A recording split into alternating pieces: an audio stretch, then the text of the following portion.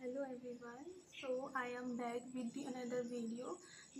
तो this is the most awaited Q&A session video जिसमें कि मुझे काफ़ी दिनों से ऐसे मैसेजेस आ रहे थे कि रिगार्डिंग द एम्स फैसिलिटी और कैंपस और what are the facilities provided और ट्रांसपोर्ट फैसिलिटी, मेस फीस और प्रोज एंड कॉन्स और the most important the language problem over here. तो मैं ये सारे टॉपिक्स आज इस वीडियो में कवर करने वाली हूँ। तो वीडियो थोड़ा लंबा होने वाला है, तो आप इसको स्पीड में बढ़ा सकते हैं और या फिर अपने हिसाब से, जैसे अपने हिसाब से यहाँ पर एडजस्ट कर सकते हैं वीडियो। तो वीडियो लंबा होने वाला है और फ्रेशर्स के लिए मेरे पास काफ़ी कंटेंट अभी बाकी है अपलोड करने के लिए, क्योंकि मुझे लगा कि ऐसे ऐसे कमेंट देखने से मुझे लगा कि अभी काफ़ी सारी चीज़ें हैं जो बतानी रहती हैं और विच इज़ इम्पॉर्टेंट, क्योंकि हमारी जो काउंसलिंग है एम्स नर्सिंग की, तो वो काउंसलिंग भी अभी आने वाली है। तो कैसे किस ये चीज़ें इम्पोर्टेंट होती हैं कि हम अपनी प्रायोरिटी किस को दें और फैसिलिटी जानें और फिर जाके हम प्रायोरिटी दें इन चीज़ों को। तो today I will cover all this topic. मैंने अभी यहाँ डायरी में लिखा हुआ है ताकि मैं हर टॉपिक को अच्छे से एक्सप्लेन कर सकूँ और सारी इन्फॉर्मेशन इस वीडियो में दे सकूँ। तो वीडियो को स्टार्ट करते हैं। तो सबसे पहले है सोनम नाम से मेरे को एक कमेंट आया था कि दीदी आप कहाँ से हो। तो थैंक यू सोनम, जो भी आप देख रहे हो, आप स्टूडेंट हो तो thank you so much for. तो मैं हूँ अब मेरा घर है वेस्ट यूपी से, नियर दिल्ली एनसीआर। तो मैं बेसिकली यूपी से हूँ, पर मेरा जो एरिया है वो दिल्ली एनसीआर के पास में पड़ता है, तो दिल्ली से ज़्यादा दूर नहीं है। सो नेक्स्ट है प्रियम। सो उन्होंने पूछा है, ये क्वेश्चन है उनका कि नर्सिंग स्टूडेंट्स को हॉस्टल कैसा होता है, नर्सिंग स्टूडेंट्स का हॉस्टल कैसा होता है और फर्स्ट ईयर में सिंगल रूम मिलता है या नहीं। तो जहाँ तक बात रही यहाँ पर एम्स में हमें सिंगल रूम मिलने की, तो चाहे वो नर्सिंग हो और चाहे वो MBBS फ्रेशर का स्टूडेंट हो, तो दोनों को ही सिंगल रूम नहीं मिलता। यहाँ पर फ्रेशर्स के लिए ट्रिपल शेयरिंग रूम है, जिसकी मैंने वीडियो ऑलरेडी अपलोड कर रखी है कि कैसे हमें ट्रिपल शेयरिंग रूम में रहना होता है। तो ये दोनों ही बैचेस के लिए, इवन BSc पैरामेड जो भी फ्रेशर बच्चा आता है तो उसके लिए ट्रिपल शेयरिंग रूम का ही इन्होंने गाइडलाइन निकाल रखी है। उसमें ही आपको ट्रिपल शेयर रूम में रहना पड़ेगा। और अगर इसकी आपको फुल वीडियो देखनी है या फिर एक छोटा शॉर्ट्स भी मैंने डाल रखा है, तो आप उसको चेकआउट कर सकते हैं कि कैसे, मतलब हमारे को रूम में क्या क्या मिलता है, बेड और कबर्ड और टेबल चेयर ये सब, और कैसी बैल्कनी व्यू है। तो ये सब उस शॉर्ट में मैंने इंक्लूड कर रखा है, वो आपको अच्छे से क्लियर हो जाएगा उससे। सो नेक्स्ट है प्रीति। तो प्रीति का है टॉप कंसर्न है कि आप लोगों को स्टाइपन नहीं मिलेगा क्या, आप क्यों बंद हो गया है दीदी। तो रिगार्डिंग स्टाइपन, तो आपको जहाँ से भी ये नॉलेज हुई है कि यहाँ पर स्टाइपन बंद हो चुका है हमें, तो आपको सही नॉलेज मिली है, but this is not the complete knowledge. So stipend बंद हुआ है ड्यूरिंग दी स्टूडेंट पीरियड, जहाँ पर आप जब तक आप इंटर्न नहीं बनते उससे पहले का स्टाइपेंड बंद कर दिया है गवर्नमेंट ने। और इससे पहले हमारा यहाँ पर पहला बैच था, जैसे कि हम फ्रेशर, मतलब हम पहला बैच है यहाँ पर एम्स बिलासपुर में, तो हमको अभी तक हमें 4th ईयर तक स्टाइपेंड मिला था, which is 500 rupees per month. तो हमें तो 4th ईयर तक ख़त्म होते होते सब सारा स्टाइपेंड मिला है। आगे हमारे जूनियर्स का वो बंद हो गया है, वो भी इस वजह से काफ़ी परेशान है। तो स्टाइपेंड उनके लिए बंद हो गया, पर during the internship period, like हम इंटर्नशिप कर रहे हैं, तो हमें अभी अमाउंट मिलता है 13,150 rupees, which is also this amount is also given in the internet और गूगल। आप जाकर देखोगे कि कितना स्टाइपेंड नर्सिंग स्टूडेंट को मिलता है ड्यूरिंग इंटर्नशिप इन एम्स, तो यही अमाउंट आपको शो करेगा। तो हमें यही अमाउंट मिला है। हमने इसके लिए बात भी कर रखी थी एडमिनिस्ट्रेशन के पास कि हमारा स्टाइपेंड बने 15,000 तक हमने डिमांड रखी थी कि हमारा 15,000 तक रखे हमारे बैच में, पर वो नहीं हो पाया और उन्होंने हमें ये बोला कि this is the amount which is set by the government, तो हम आपको यही प्रोवाइड करेंगे। सो दिस इज़ द कंसर्न कि स्टूडेंट को अब स्टाइपेंड नहीं मिलेगा यहाँ पर एम्स में। बाकी एम्स का मुझे नहीं पता कि बाकी एम्स में स्टाइपेंड की फैसिलिटी है या नहीं है। सो दिस इज़ होप मैंने ये सारा टॉपिक आपका कवर कर दिया हो प्रीति, और थैंक्स फॉर योर कमेंट कि आपने कमेंट करा। और इसके अलावा आपका कोई भी कंसर्न है, कोई भी क्वेश्चन है, तो आप कमेंट में डाल सकते हो, तो मैं उसको आगे वाली वीडियो में कवर करने की कोशिश करूँगी। इसके बाद में आता है कि दीदी, इन्हीं का कमेंट है दूसरा कि दीदी बीएससी नर्सिंग में नाइट शिफ्ट भी लगती है क्या? तो हाँ, बीएससी नर्सिंग में नाइट शिफ्ट लगती है, बट ये इंटर्नशिप में ही लगती है हमारी नाइट शिफ्ट, क्योंकि इंटर्नशिप का पीरियड होता है कि आपको स्टूडेंट के फेस से निकाल के स्टाफ की ट्रेनिंग में दी जाती है। तो हमारी हर शिफ्ट लगती है, मॉर्निंग शिफ्ट, इवनिंग शिफ्ट और नाइट शिफ्ट। मेरी आज इवनिंग है, 2 से 8 होती है हमारी इवनिंग, तो हमारी मॉर्निंग और इवनिंग शिफ्ट 6 आवर्स की होती है, और नाइट शिफ्ट होती है हमारी 12 आवर्स की। So which is a very long hours. और नाइट शिफ्ट जो होती है उसके बारे में मैं आपको पूरा डिटेल में वीडियो में अगली आने वाली वीडियो में बताऊंगी, अगर आपको इस बारे में भी जानना है कि नाइट शिफ्ट हमारी कितनी होती है और कितनी हमें ऑफ मिलता है। So this I will surely cover in the next video. So इसके अलावा मेरे पास एक कमेंट आया था कि how to take admission for Ayush AIIMS Bilaspur. तो ये एक कंसर्न आया था कि कैसे हमें आयुष एम्स बिलासपुर में एडमिशन लेना है। सो मैंने इससे पहले एक वीडियो डाली थी मॉर्निंग के टाइम की, जो की थी कि बहुत सुंदर व्यू हो रखा था। तो मैंने इस चीज़ की वीडियो डाल रखी थी कि मैं एम आयुष ब्लॉक है हमारा, वहाँ पर गार्डनिंग हो रखी है और फ्लावर्स की, तो मैंने उसकी वीडियो डाली थी। तो जिन्होंने भी ये कमेंट किया, thank you for the comment. तो जो कि आयुष ब्लॉक है हमारा, तो आयुष ब्लॉक में आयुष मेडिसिन की स्टडीज़ नहीं होती, यहाँ पर नहीं होती, और बाकी एम्स में भी नहीं होती। उसके लिए गवर्नमेंट ने काफ़ी आयुष हॉस्पिटल खोल रखे हैं, और जिसका कोर्स होता है BAMS। तो आप वहाँ पर अपने जाके आप अपने इस चीज़ को रख सकते हैं कि आपको अगर आयुष में एडमिशन लेना है, और उसके लिए एडमिशन लेने के लिए भी नीट का एग्ज़ाम होता है, जिसकी कट ऑफ डिफरेंट होती है। तो आप उसको देख सकते हैं, अपने गूगल में फाइंड आउट कर सकते हैं। सो नेक्स्ट है दी last one which is very important, जो कि है अंजलि दिल्ली से है। मैंने उनको पूछा कि आप कहाँ से हो, क्योंकि उनका बहुत अच्छा क्वेश्चन था कि उनका क्वेश्चन है कि दीदी प्लीज़ आप एम्स बिलासपुर के बारे में सारा कुछ बता दीजिए, लाइक एकेडमिक्स और clinical exposure, maths fees, language problem और ट्रांसपोर्ट और शॉपिंग वगैरह का ये सब कंसर्न है। तो मैंने जैसे कि पूछा था अंजलि से कि आप कहाँ से हो, तो अंजलि ने बताया कि दिल्ली से है वो। सो अंजलि, मैं आपको बोलना चाहूँगी, मेरा ये रहेगा कि अगर आप दिल्ली से हो तो आपको एम्स बिलासपुर का चूज़ करना चाहिए, क्योंकि दिल्ली से AIIMS Bilaspur is not a big distance. आप रात में बस से ट्रैवल कर सकते हो और मॉर्निंग में अपनी शिफ्ट भी कर सकते हो। तो विच is a thumbs up for me कि आप दिल्ली से हो, और अगर आपने आपने एंट्रेंस एग्ज़ाम दिया है, तो आप ये एम्स बिलासपुर का अपना रख सकते हो।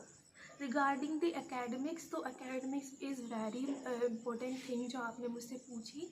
तो एकेडमिक्स हमारे कॉलेज का बहुत अच्छा है, और स्टार्टिंग में फ्रेशर में हमारे सब्जेक्ट्स जो होते हैं एनाटमी और फिजियो सब्जेक्ट होते हैं, तो उसको तो आपको एक्सटर्नल पढ़ाते हैं, which is very good for your knowledge, और आने वाले एग्ज़ाम की प्रिपरेशन करने के लिए जो हमारे एक्सटर्नल होते हैं, वो टीचर्स होते हैं, प्रोफेसर्स होते हैं जो MBBS स्टूडेंट्स को भी पढ़ाते हैं। तो वहाँ से हमारा सारे टॉपिक क्लियर हो जाता है। और रिगार्डिंग दी एनाटमी, तो एनाटमी के लिए हमारी क्लासेस होती हैं, जैसे कि कैडावर होता है जहाँ पर हम अपनी एनाटमी की प्रैक्टिकल नॉलेज ले सकते हैं। लाइक हमें भी जब हमारा फर्स्ट ईयर हुआ था, तो हमें भी वहाँ पर रियल हार्ट और रियल ब्रेन दिखाया था और रियल नेक में दिखाई थी हमारे अपर लिम्ब की। तो मैं अब उसमें हो सकेगा तो मैं वो फ़ोटो डाल लूँ, और मैंने डाल भी रखी है पिछले शॉर्ट्स में। तो उसमें कोई प्रॉब्लम नहीं होती है एकेडमिक्स में। और कई सारे सब्जेक्ट्स होते हैं, लाइक बायोकेमिस्ट्री होती है, वो भी हम हमारे एक्सटर्नल टीचर से ही पढ़ते हैं। तो वो बहुत अच्छा लगता है कि वो उनके पास अलग अपने कॉन्सेप्ट होते हैं, अलग तरीका होता है, और वो बहुत सालों से पढ़ा रहे हैं, उनका तरीका अलग है। तो वो बहुत अच्छे से आपको सब कुछ समझा देता है। और आगे आगे हमारा क्लिनिकल एक्सपोज़र। तो अंजलि, आपने का काफ़ी अच्छा कंसर्न है बिफ़ोर चूजिंग एनी एम्स और बिफ़ोर चूजिंग एनी कॉलेज। तो क्लिनिकल एक्सपोज़र हमारे एम्स में बहुत अच्छा है। स्टार्टिंग में इतनी ज़्यादा पेशेंट लोड नहीं था, पर अभी जैसे धीरे धीरे हमारा टाइम गुजर रहा है, इस साल को हमारे एम्स को हो गया है 6 ईयर हो गए हैं। तो काफ़ी पेशेंट लोड है। ओपीडी सुबह सुबह लाइन लगी रहती है, लिटरली 8 बजे से पहले लाइन लगी रहती है। तो clinical exposure is good, so good.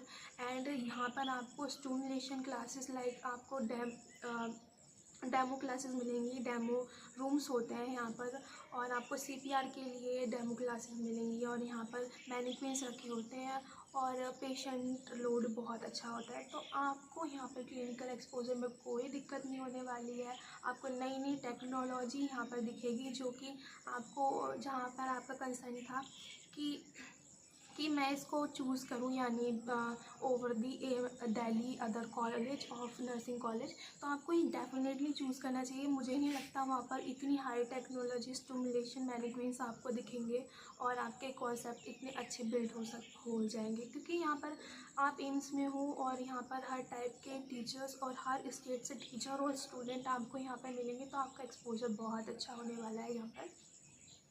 और यही मैं बोलना चाहूँगी कि एक्सपोज़र इज़ सो गुड, और आपको नई नई टेक्नोलॉजी मिलेगी। जब मैं यहाँ फर्स्ट ईयर में आई थी, मुझे आधी टेक्नोलॉजी का तो पता ही नहीं था। तो आपकी होलसम डेवलपमेंट होगा in case of academics, in case of personality, और आपको बहुत ही अच्छा मोटिवेशन और आपकी पर्सनैलिटी डेवलपमेंट होगा। काफ़ी चेंजेस आते हैं हमारे 4 साल तक, आते आते बहुत सारे चेंजेस आ जाते हैं पर्सनैलिटी में। आप बहुत सारी चीज़ें सीखते हो, क्योंकि यहाँ पर अलग अलग टाइप के कंपटीशन रखे जाते हैं। लाइक मेरे टाइम हमने बहुत सारे कंपटीशन में पार्ट लिया है, जिसमें कि हर स्टूडेंट होता है, रिगार्डलेस ऑफ MBBS, पैरामेडिकल, और अलग JRs, इवन JRs भी इसमें परफॉर्म करते हैं हमारे यहाँ पर कंपटीशन में। लाइक वर्ल्ड हेल्थ डे हो गया, एड्स डे हो गया, डायबिटिक डे हो गया। तो इसमें पोस्टर कंपटीशन रखा जाता है, पेंटिंग कंपटीशन, क्विज कंपटीशन। तो उसमें MBBS, नर्सिंग और पैरामेडिकल और JR, इवन JR भी यहाँ पर पार्ट लेते हैं। तो this is a great experience over here. और यहाँ पर आपको मल्टीपल कल्चर देख के लोग मिलेंगे। यहाँ पर हर स्टेट का आपको मिलेगा यहाँ पर, जो कि स्टडी कर रहे हो, JR हो, SR हो, और स्टूडेंट्स हो, आपके बैचमेट्स हो। सो दिस इज़, जो कि आपको एक्सपोजर शायद दिल्ली में ना मिले। सो अंजलि, मैं बोलूँगी कि आप यहाँ पर चूज़ कर सकते हो ये वाला कॉलेज। और नेक्स्ट है, अंजलि ने ही पूछा है कि मैथ्स की फ़ीस और फूड। तो अंजलि, मैथ्स की फ़ीस और फूड के लिए मैं बोलूँगी कि मैथ्स का फूड इज़ क्वाइट डिसेंट, और इसका टेस्ट भी काफ़ी अच्छा है। मैं ये नहीं बोलूँगी कि हमेशा ही बहुत अच्छा होता है, नहीं, ऐसा नहीं है, हमेशा अच्छा नहीं होता है। पर ये भी नहीं बोलूँगी कि बहुत ही ज़्यादा बेकार होता है। मैं आपको मैथ्स वाली वीडियो में भी दिखाया था मैंने कि काफ़ी अच्छा होता है, और प्रोटीन वगैरह और हमारा न्यूट्रिशन वगैरह का ध्यान पूरा रखा जाता है। और उसका एक मेन्यू है, जो कि मैं शेयर करूँगी आने वाली वीडियोस में कि ये मेन्यू क्या है। और हमारी मैथ्स की फ़ीस पिछले साल से ही 1 या 2 साल से बढ़ी है। तो अभी हमारी मैथ्स फ़ीस है विथ 4200 रुपीज़ पर मंथ। तो यही हमें फ़ीस मोस्टली देनी होती है, और इसके अलावा हमारी कोई ऐसा फ़ीस नहीं है। और इसके अलावा हमारे पर्सनल कामों के लिए ही हमारे एक्सपेंसेस होते हैं, क्योंकि एम्स की फ़ीस, एम्स से नर्सिंग करने की फ़ीस है शायद कितनी ही है, 3200 रुपीज़ है शायद, पूरी 4 ईयर की फ़ीस है ये। तो इससे ज़्यादा हमारा एक्सपेंस नहीं होता, और हमें मंथली अपनी मैथ्स की फ़ीस ही देनी होती है। नेक्स्ट क्वेश्चन है कि लैंग्वेज प्रॉब्लम। तो लैंग्वेज प्रॉब्लम अगर आपको इंग्लिश आती है और आप अच्छे बोलते हो इंग्लिश में, like you are confident in speaking English और understanding English, तो मुझे नहीं लगता कोई भी आपको यहाँ प्रॉब्लम होने वाली है। बट आप लोकल पीपल से मिलेंगे, लाइक यहाँ पर जो आएंगे लोकल लोग ज़्यादा होते हैं और अलग अलग स्टेट के भी होते हैं, क्योंकि ये एम्स है तो यहाँ पर पंजाब के लोग भी आते हैं, हरियाणा के भी, राजस्थान के, यूपी के, आपको हर स्टेट के लोग मिल जाएंगे यहाँ पर, क्योंकि यहाँ ट्रीटमेंट कहीं किसी डिपार्टमेंट का ट्रीटमेंट बहुत अच्छा है और यहाँ पर बहुत अच्छे अच्छे कंसल्टेंट हैं, तो वहाँ से लोग आते हैं, हमने देखे हैं, हमने उनकी केयर की है, तो ये होता है। और लैंग्वेज प्रॉब्लम मैं बताऊँ कि हिमाचल की लैंग्वेज की ये है कि यहाँ पर अपर हिमाचल, लोअर हिमाचल और बिलासपुर में बिलासपुरी बोली जाती है, तो आपको जब वो फ्लुएंसी में बोलेंगे अपनी लोकल लैंग्वेज में, एक दूसरे से फ्लुएंसी में बोलते हैं ये लोग, तो तब शायद आपको समझ ना आए, पर धीरे धीरे आपको उनकी लैंग्वेज समझ में आ जाएगी और आप कॉन्फिडेंट हो जाओगे और आप कम्युनिकेट कर सकते हो। बट अगर आपको नहीं भी आए और आपको हिंदी आती है तो यहाँ के लोगों को सबको हिंदी समझ में आती है, वो आपसे कम्युनिकेट कर लेंगे, तो इतना बड़ा प्रॉब्लम नहीं होता। और अगर मेरी कोई वीडियो यहाँ पर साउथ के साइड से या वेस्ट बंगाल के साइड से देख रहा है जिसको हिंदी में प्रॉब्लम है और उसको हिंदी में नहीं आता, तो उसके लिए तो ये कंसर्न की बात है कि उसको लैंग्वेज प्रॉब्लम होगा, लैंग्वेज बैरियर होगा, क्योंकि अगर उनको हिंदी भी नहीं आती है और हिंदी, अगर साउथ के लोगों को क्या होता है कि साउथ के लोग अगर हिंदी भी बोलते हैं तो उनकी एक एसेंट होती है, उसमें हिंदी में भी उनका साउथ का दिखेगा, तो ये ज़्यादा प्रॉब्लम होती है। बट इतनी सच प्रॉब्लम ही नहीं है, क्योंकि आप इंग्लिश से अपना काम चला सकते हो। नेक्स्ट है कि ट्रांसपोर्टेशन। तो अंजलि, ट्रांसपोर्टेशन मैंने ये अपना टॉपिक अपनी तरफ से जोड़ा है, तो ट्रांसपोर्ट में थोड़ा इशू है, क्योंकि आप हिली एरिया में आ रहे हो, तो यहाँ पर सिर्फ ट्रांसपोर्ट का मीडियम है by local bus, Volvo bus और एनी बस जो कि मनाली वाले रूट पे जाती है, तो वो सारी बसेस का ही ट्रांसपोर्ट है यहाँ पर, तो विच इज़ आ कंसर्न की बहुत ज़्यादा प्रॉब्लम हो जाती है। अगर आप हिमाचल रोडवेज लोगे तो बीच में उसका टायर कई बार पंचर हो जाता है या कुछ भी प्रॉब्लम हो जाती है, तो हम चंडीगढ़ ही रह जाते हैं और अपने कैंपस तक नहीं पहुँचते हैं, तो ये थोड़ा कंसर्न की बात है। पर धीरे धीरे चीज़ें बढ़ रही हैं और यहाँ पर हाईवे बन गए हैं। फर्स्ट ईयर में टनल नहीं थी, अब हमारे फोर्थ ईयर में टनल, फोर्थ या थर्ड ईयर से टनल वगैरह बन गई है, तो अब कोई प्रॉब्लम नहीं होती है। चंडीगढ़ से हमारे एम्स तक का रास्ता सिर्फ 2.5 घंटे तक रह जाता है, अगर आपका ट्रांसपोर्ट अच्छा हो और बस में कोई प्रॉब्लम ना हो।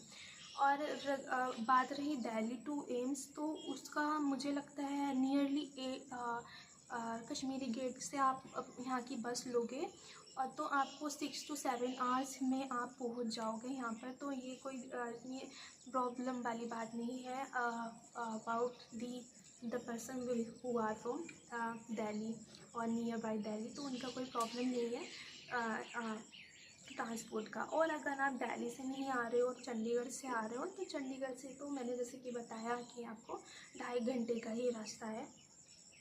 सो this is about the transport. अब फाइनली आते हैं हम प्रोज एंड कॉन्स, जो अंजलि ने भी बोला था कि अंजलि पूछना चाहती थी कि अदर प्रोज एंड कॉन्स बता दूँ, तो मैं बोलूँगी कि यहाँ ट्रांसपोर्ट का थोड़ा दिक्कत है। मैं मानती हूँ कि ट्रांसपोर्ट का दिक्कत है, लाइक यहाँ पर बिलासपुर है, ये टाउन एरिया जैसा है, कोई सिटी नहीं है और आसपास में तो गाँव ही है, तो मैं बोल सकती हूँ कि अगर आप 8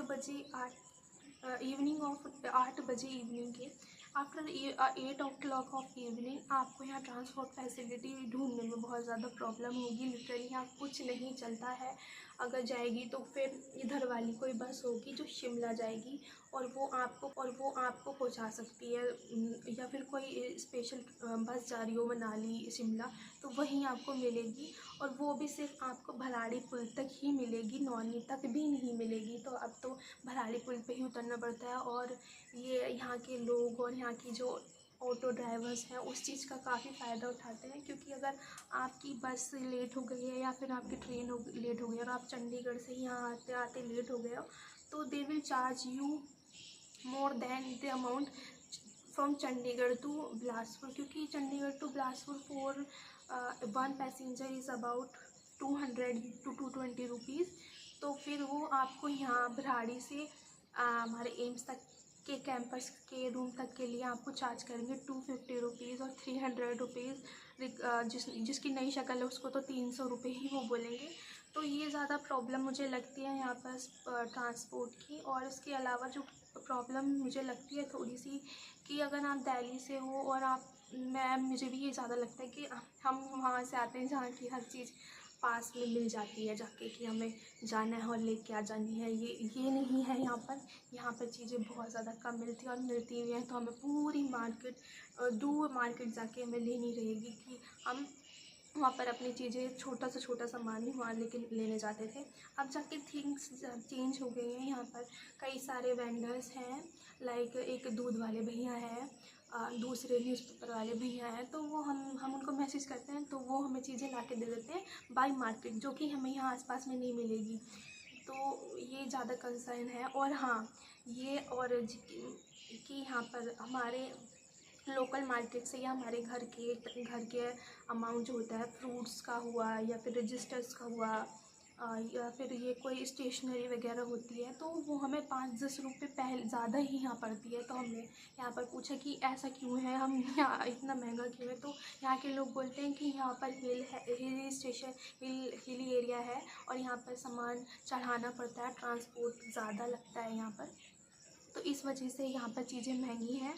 तो ये भी एक वो है कि यहाँ पर दिक्कत है इस चीज़ की, कि यहाँ पर हर चीज़ महंगी मिलती है। तो फ्रूट्स का भी यही सेम है।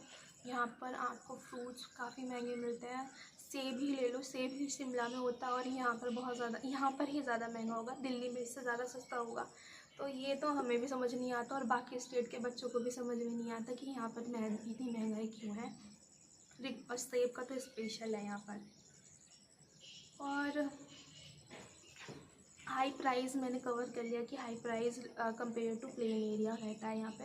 इसके अलावा यहाँ पर फैसिलिटीज़ बोलूँ तो यहाँ पर जो फ़ायदा है यहाँ इंफ्रास्ट्रक्चर का है। यहाँ पर आप अगर किसी गवर्नमेंट कॉलेज अगर वो स्टेट का भी हुआ तो उतना अच्छा इंफ्रास्ट्रक्चर नहीं मिलेगा आपको, इतनी अच्छी फैसिलिटी हॉस्टल में नहीं मिलेंगी। हॉस्टल में वाईफाई भी है, हॉस्टल में जिम भी है, हॉस्टल में हमारे वॉशिंग एरिया भी है। और नया एक नोटिस आया था कि आने वाले टाइम में हम यहाँ पर अपना कूलर वगैरह रख सकते हैं, विच इज़ अ नाइस थिंग। और यहाँ पर वॉशिंग मशीन का भी लगने का है कि वॉशिंग मशीन आ जाएगी तो कोई भी दिक्कत हमें कपड़े धोने में भी नहीं होगी और कपड़े भी जल्दी सूखेंगे ड्यूरिंग दी मानसून जो अभी का पीरियड है, क्योंकि अभी दिक्कत होती है कपड़े सुखाने में, क्योंकि यहाँ का मौसम बहुत जल्दी चेंज होता है।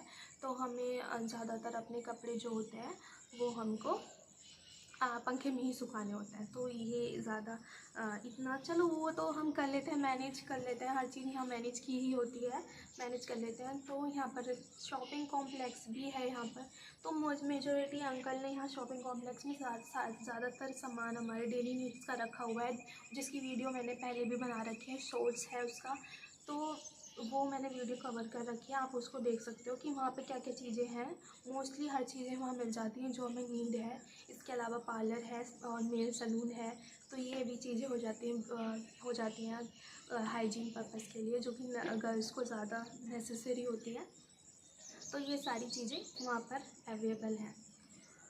तो इसके अलावा यहाँ फैसिलिटी एकेडमिक अच्छा है और उसके अलावा अच्छा इंफ्रास्ट्रक्चर, अच्छा एनवायरनमेंट है, पॉल्यूशन फ्री है। दिल्ली वाले लोग के लिए बहुत अच्छा है कि पॉल्यूशन फ्री रह सकते हो आप यहाँ पर आके।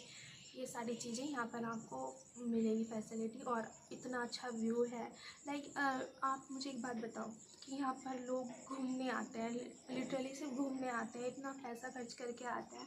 मेरी मम्मा ने भी मुझसे यही बोला था कि लोग तो वहाँ पैसे खर्च करके जाते हैं घूमने और तेरा कितना अच्छा कैंपस है और तू क्यों नहीं ले रही, क्योंकि मेरा first priority is AIIMS Rishikesh and second priority is AIIMS Bilaspur. तो मैंने सेकंड प्रायोरिटी इसलिए इसको यहाँ रखा था और बिकॉज मेरी रैंक के हिसाब से ही मैंने रखा था। ऐसा नहीं कि मैं रैंक छोड़नी चाहिए और मुझे तो भाई एम्स दिल्ली चाहिए, तो ऐसा नहीं होता। मैं काउंसलिंग के बारे में मैं आपको बता दूँगी कि काउंसलिंग में आपको कैसे कैसे प्रायोरिटी रखनी है। सो ये मैं अगली वाली वीडियो में बता दूँगी। तो यहाँ पर इन्वायरमेंट ऐसा है और एक एक इम्पॉर्टेंट थिंग मैं जो भूलने वाली थी, मुझे याद आ गई कि यहाँ इन्वायरमेंट अच्छा है। और अगर आपके पेरेंट्स आ रहे हैं या कज़िन वगैरह कुछ लोग आ रहे हैं आपसे मिलने के लिए, तो यहाँ पर गेस्ट हाउस की सर्विस प्रोवाइड करते हैं यहाँ पर लोग। उसके लिए हमें प्रायर एक एप्लीकेशन लिखनी होती है हमारे एकेडमिक को कि हमारे घर से ये मेंबर घर से आ रहा है, इतने टाइम तक वो रुकेगा, और उसकी आईडीज़ वगैरह चाहिए होती हैं। इसके अलावा उनको कुछ नहीं चाहिए होता। तो ये काफ़ी इम्पोर्टेंट थिंग है कि अगर आप कहीं बाहर यहाँ पर आते हो और अगर आपको बाहर कहीं होटल लेना पड़े तो दे विल चार्ज मोर, बहुत ज़्यादा चार्ज करते हैं यहाँ लोग। मतलब बाहर के लोग आते हैं तो उनको ऐसा लगता है कि यहाँ पर तो घूमने वाले लोग आते हैं कहाँ एडमिशन वगैरह के, तो वो वैसे ही हिसाब से एज उनको ही उसी तरीके से चार्ज करते हैं। तो यहाँ पर अगर आपके पेरेंट्स आ रहे हैं तो एक सिंगल रूम और डबल बेडेड रूम और सिंगल बेडेड रूम की फैसिलिटी भी अवेलेबल। अगर आपके घर से मेंबर आ रहे हैं, 4-5 लोग आ रहे हैं, तो आप डबल सीटर रूम लोगे जिसकी प्राइस 500 पर नाइट है, विच इज़ वेरी फीजिबल। मुझे लगता है कि 500 रुपये में कहीं एक नाइट के लिए रूम तो नहीं मिलेगा बाहर यहाँ से।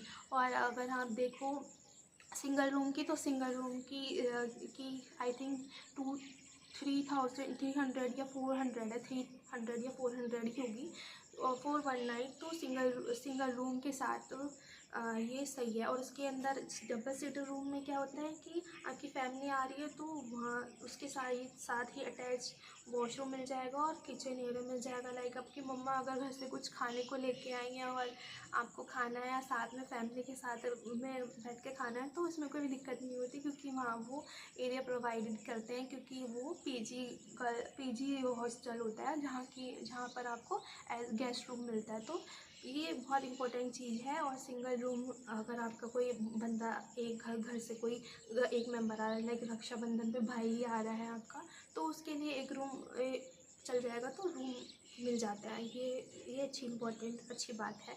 और मुझे ये सबसे अच्छी बात लगती है क्योंकि यहाँ पर चार्जेस ज़्यादा हैं बाहर, और यहाँ पर लोग एम्स बनने का फ़ायदा ज़्यादा उठा रहे हैं।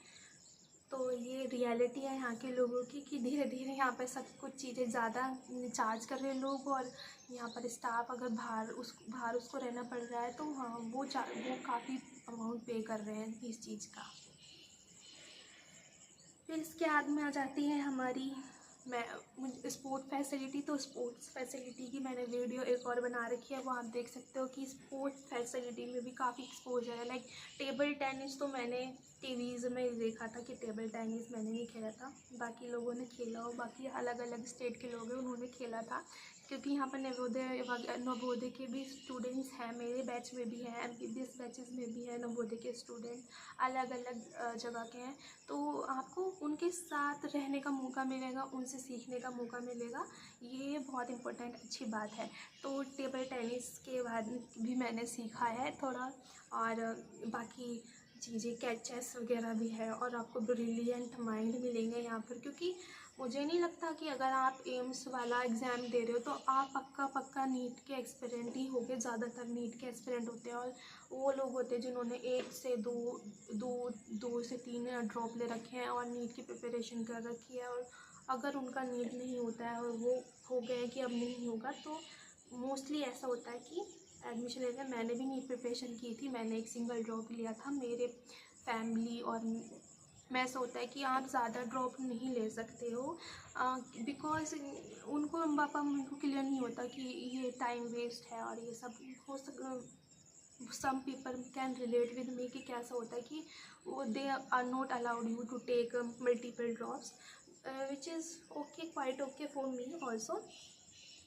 इसके अलावा मैं बोलूँगी, इसके अलावा नेचर है एक अच्छा इम्पोर्टेंट टॉपिक है कि मुझे बहुत प्यार है यहाँ के इन्वायरमेंट से। मैं जब भी मुझे मौका मिलता है, मेरी मॉर्निंग शिफ्ट भी होती है तो मैं जल्दी उठ के चली जाती हूँ। अगर मेरी नाइट शिफ्ट है तो ही मैं मॉर्निंग वॉक के लिए नहीं जाती हूँ, बाकी मैं ज़रूर जाती हूँ। So this is the whole video about the Q&A session. अगर आपको इसके अलावा भी कोई क्वेश्चन है तो ज़रूर कमेंट करना। मैं ज़रूर ये ट्राई करूँगी कि अगली वीडियो भी लेके आऊँ, पार्ट 2 ले आऊँगी मैं इस वीडियो के साथ में। तो आप और भी चीज़ें मुझे कमेंट में पूछ सकते हो। मैं आई विल ट्राई। और जल्दी ही मैं काउंसलिंग की प्रोसेस के बारे में भी वीडियो लेके आऊँगी। तो स्टे ट्यून, सब्सक्राइब कर लेना, इससे आपको अब नोटिफिकेशन मिल जाएगी मैं जो भी आने वाली फ्यूचर में वीडियो डालूँगी। So this is all, love you guys, bye bye.